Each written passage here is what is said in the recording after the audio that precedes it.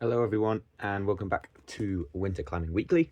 My name is Ben and unfortunately I don't have much good news today, but I will try to keep it nice and short and give the good news about the end of the season and the 3-month outlook that the Met Office released on Tuesday or Wednesday last week, so I've had to wait a full week to bring it up.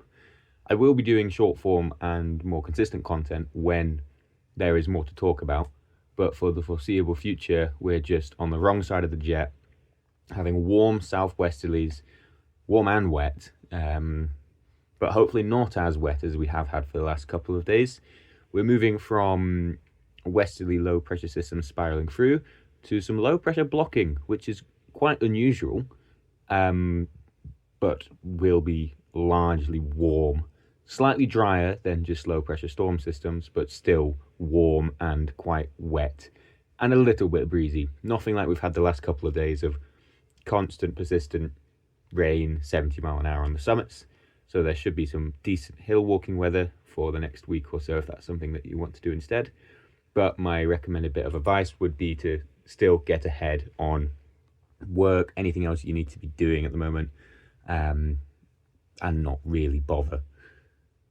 After that, though, we are tapping into some colder air around the 12th and 13th, like it showed up last week, but not those straight northerlies. They're coming a little bit later, but still slightly colder air coming around that time, and it won't take much for that to kick us off again. Nothing amazing, probably similar to what we had last weekend of just the really high crags coming in, and even then just early season conditions. But here is the GEM ensemble, and we're ridiculously warm and quite wet for the next while, but around the 10 days from now mark, some lower pressure getting to the north of us could open the door to some other pockets moving in. Low pressure is just quite uncertain a lot of the time, so fingers crossed there's something around there, but there's nothing coming up at the moment. But like I say, it won't take much for anything to come to pass from that. I've got the regime probability chart here again just to show quite an unusual low pressure blocking system. So we've just had the positive NAO of lots of warm, low pressure storm systems coming through. Very, very unpleasant on the hills. Not really good for anything, but hopefully some blocking systems and low pressure blocking systems should make some at least decent walking weather if you really want to get out towards the weekend. And then moving more into no real trend realistically for the next while.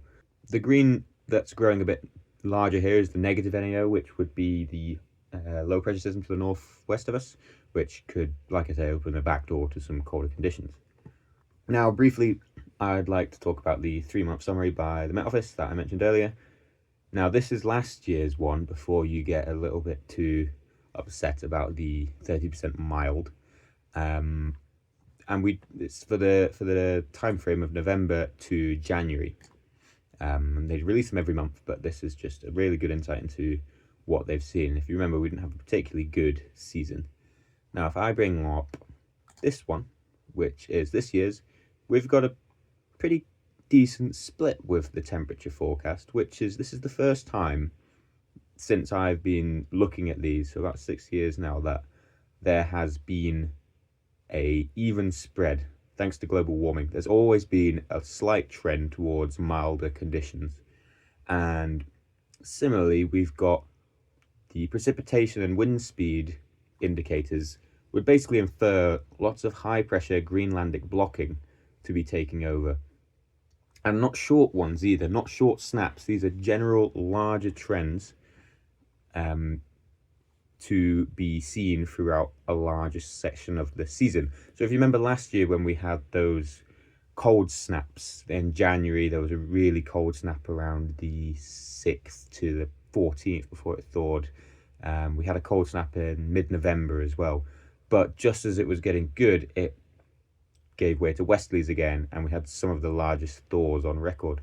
Now, with a really strong trend of high pressure blocking, you're less likely to have those interrupts, and it just gives a couple more days for specific routes to come in, stay in for a little bit longer. So hopefully, even if it is a poor snowfall season, if we had similar sort of routes and conditions compared to last season's, they should be able to build a bit further and be a bit more accessible.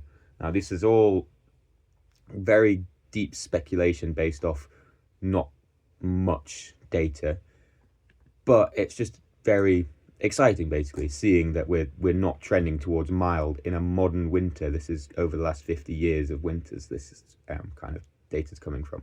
So that's a silver lining, at least.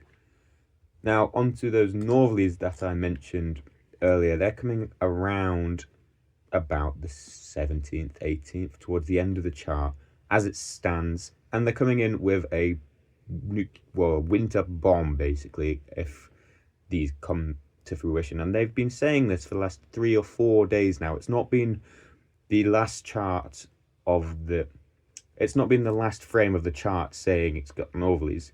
It's then the next day it's been agreeing with it. The next day again it's been agreeing with it. And it's been other models also agreeing with it.